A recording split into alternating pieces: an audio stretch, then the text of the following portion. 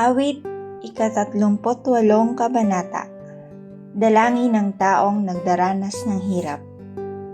Yahweh, huwag mo po akong kagalitan, o kung galit ka may huwag akong parusahan.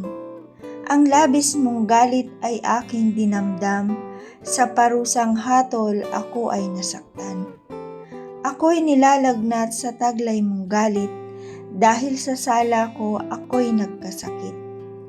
Ako'y nalulunod sa taglay kong sala, sa dinami-rami ay parang baha na.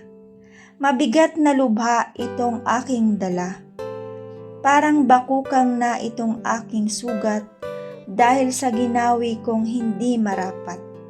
Wasak na't kubana ang aking katawan, sa buong maghapon ay nananambitan. Dumapong lagnat ko'y apoy na sa init, lumulubhang lalo ang taglay kong sakit.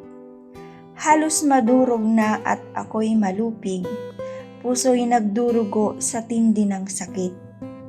Yaong aking hangad, Yahweh, iyong batid, ang mga daing ko'y iyong dinirinig. Tibok ng puso ko'y dinggin at masasal, ang taglay kong lakas halos ay pumanaw, ang mga mata ko ay naging malamlam. Mga kaibigan at mga kapitbahay ay nagsisilayo, ayaw nang dumalaw dahil sa sugat ko sa aking katawan, lumalayo pati aking sambahayan. Yaong nagnanais na ako'y patayin, nag-umang ng bitag upang ako'y dakpin. Ang may bantang ako'y saktan at wasakin, maghapon kung sila'y mag-abang sa akin. Para akong bingi na di makarinig, at para ring pipi na di makaimik.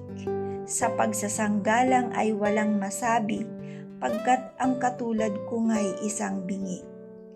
May tiwala ako sa iyo, Panginoon, alam kong sa akin ikaw ay tutugon. Kung may dusa ako, wag silang tulutang maghambog, magtawa sa aking kabiguan. Sa pakiramdam ko, ako'y mabubuwal, mahapdit makirot ang aking katawan.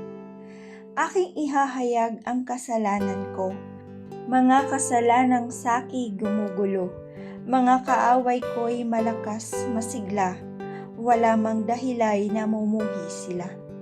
Ang ganting masama ang sukli sa akin, dahil sa hangad kong buhay ko'y tuwirin. O Panginoon ko, huwag akong iiwan, maawaing Diyos, huwag akong layuan, tagapagligtas ko, ako ay tulungan.